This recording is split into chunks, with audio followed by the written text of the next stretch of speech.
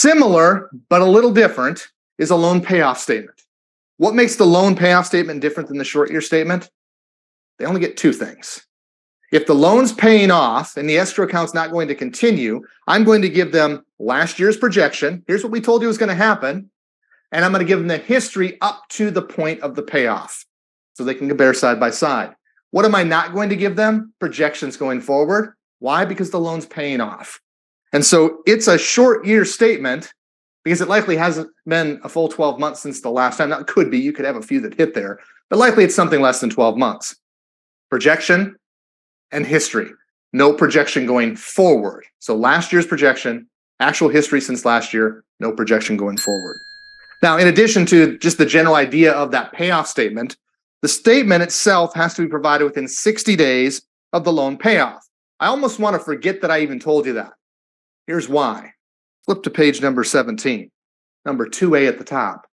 You have to give them any money that's left over in an escrow account within 20 days of a payoff. So I have to give you your money in 20 days, but I don't have to tell you why until day 60. So here's some money. What's it for? I'm not going to tell you yet. I'm going to wait till day 60. That's just stupid, right? And so forget about the 60-day thing on page 16.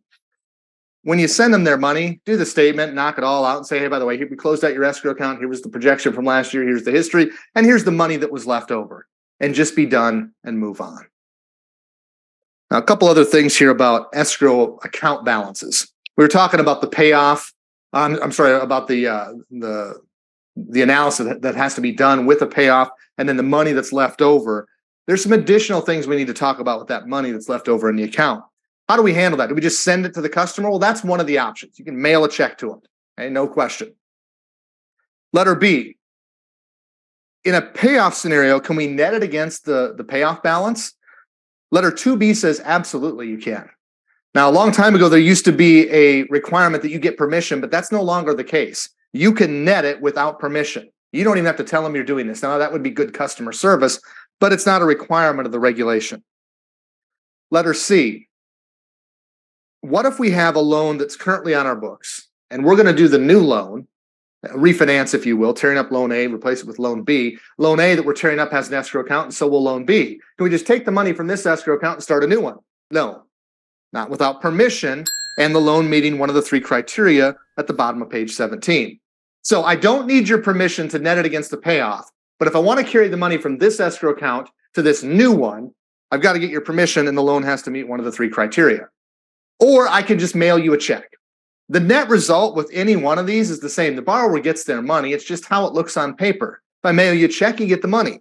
If I net it against the payoff, you get your money. If I take it from this escrow account and start this new one, you still get your money. So the borrower gets their money, and the way you look at it, it's really how it looks on paper, and the rules have some red tape for if you're going to transfer it as opposed to netting it or just sending them a check.